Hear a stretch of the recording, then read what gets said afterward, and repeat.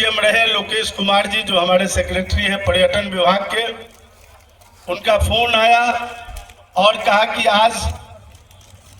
जानकी मंदिर का टेंडर भी फाइनल हो गया, डिसाइड हो गया सर। तो मुझे प्रसन्नता हुई कि जैसे ही मैं शपथ लिया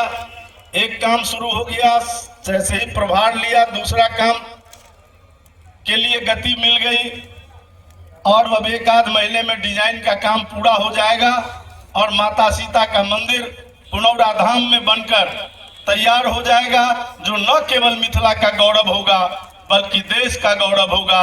दुनिया में सीतामढ़ी और मिथिला की पहचान बढ़ेगी। रामायण सर्किट से उसको जोड़ रहे हैं हम लोग, अयोध्या से सीतामढ़ी को।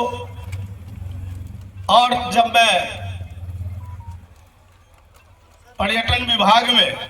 समिति के अंदर था तो उसी समय मैंने गिरजा स्थान के लिए प्रस्ताव दिया था, उस पर जांच हुई। पहली जांच में पाया गया कि वो किसी गिरी के नाम से मंदिर है, पुजारी के नाम से है, वहाँ नहीं हो सकता है। मैंने विभाग को फिर से कहा कि नहीं, आप पुनः जांच कराइए, वहाँ बाग तराग की जमीन सरकारी है, मैं उसका अतिक्रमण खाली करवाया हूँ क्वेश्चन करके। तालाब वहाँ सरकारी है,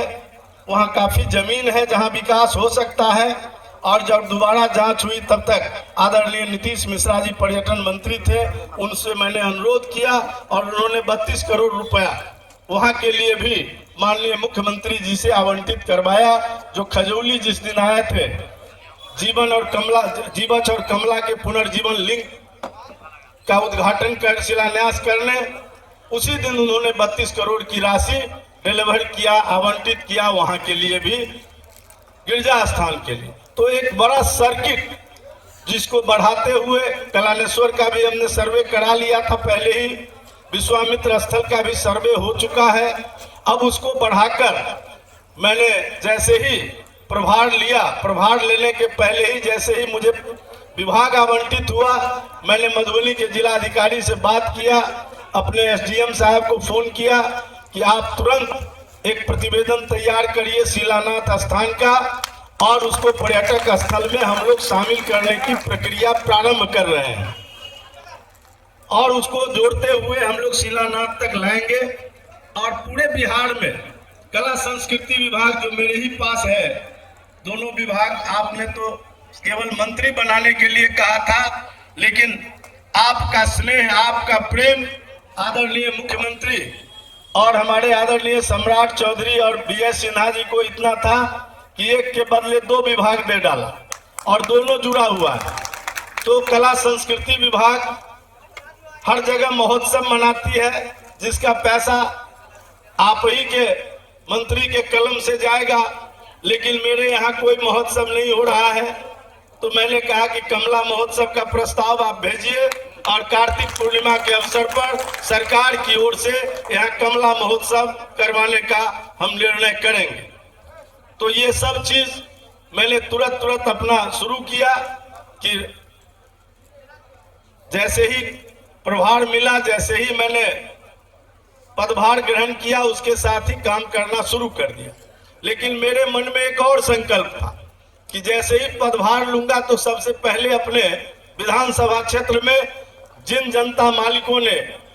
मुझे वोट देकर जिताया है, न केवल वोट दिया है, हर बार पिछले बार से अधिक वोट अगली बार देने का काम किया है। और आपने इस बार 3 लाख मतदाता में से जो वोट किया है, उसमें से आपने 49.5% वोट केवल भारतीय जनता पार्टी के प्रत्याशी और एनडीए के समर्थित प्रत्याशी अरुण शंकर प्रसाद को देने का काम किया। ये एक बड़ा दृश्य उपस्थित करता है। जिस समय हम 2010 में जीते थे पहली बार, 36% वोट लाकर चुनाव जीते थे। जब चुनाव हार गए थे 2015 में तो 37% वोट आया था, और जब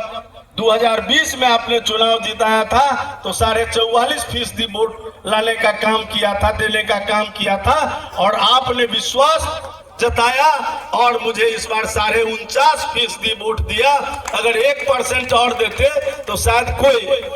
कल्पना भी नहीं कर सकता था कि हम भी जीत सकते हैं। दूसरा तो 51 या 50 प्लस का खेल लोकतंत्र का है। तो मैं अनुरोध करूंगा, खास करके यहाँ मैं देख रहा हूं कि ज्यादा कार्यकर्ता और समर्थक वर्ग हैं, तो ये चुनाव तो हो गया,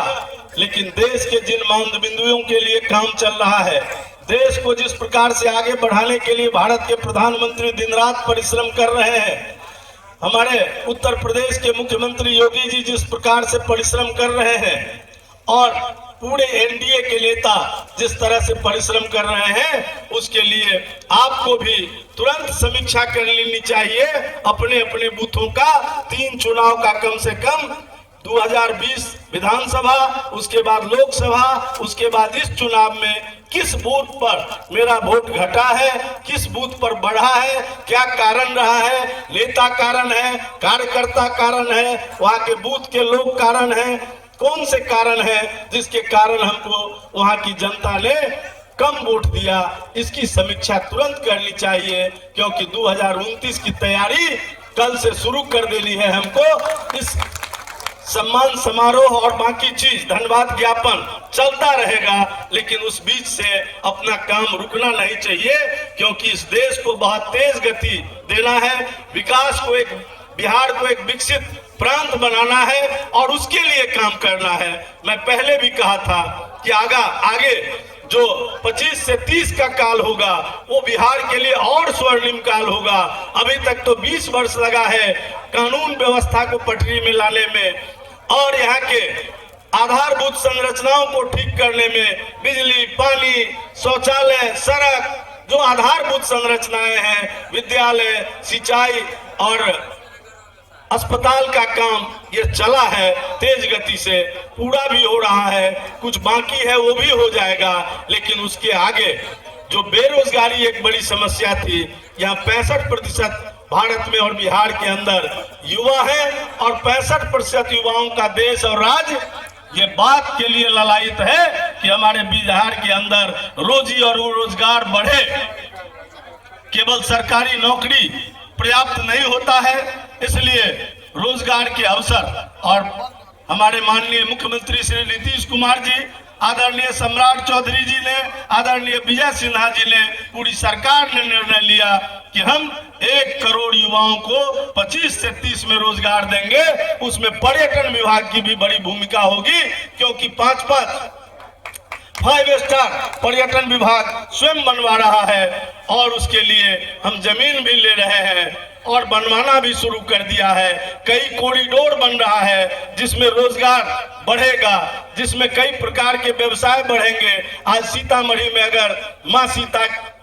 का मंदिर जो 42 महीने में तैयार हो जाना है, काम शुरू होने के साथ 3.5 साल में उसको हम लोग पूरा करने की चुनौती हम लोगों ने लिया है और उस चुनौती को हमारे विभाग ने स्वीकार किया है। हम समय उसको पूरा करके देंगे। जैसे ही वो पूरा होगा, देश और दुनिया के पर्यटक सीतामढ़ी तक, मिथिला में, मधुबनी में आना प्रारंभ करेंगे और यहाँ पर्यटन की अपार संभावनाएं हैं। उस बीच संभावनाओं को तलाशते हुए, एक दूसरे से जोड़ते हुए,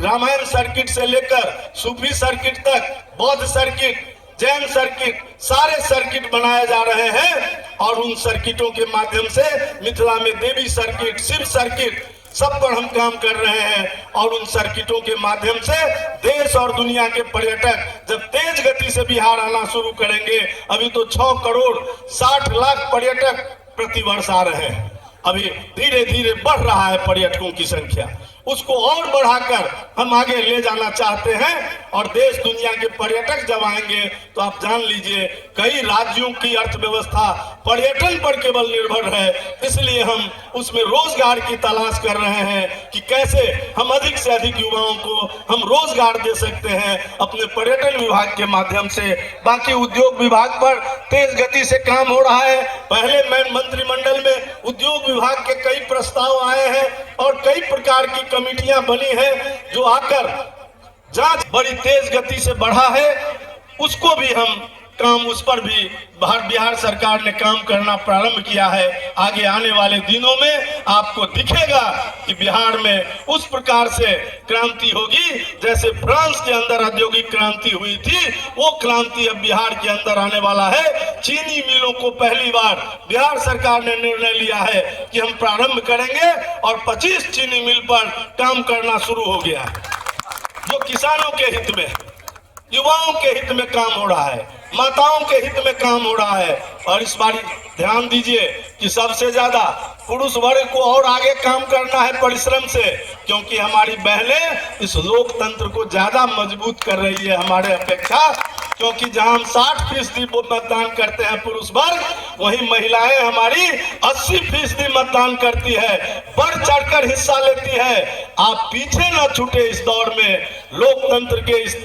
उत्सव में पीछे न रह जाए। इस विकास के दौर में हमारे पुरुष भाई भी पीछे न रहे। इसलिए अब पहले तो पुरुष के साथ महिला कदम में कदम मिलाती थी, अब महिलाओं के साथ हमारे पुरुषों को भी कदम में कदम मिलाकर चलना होगा, नहीं तो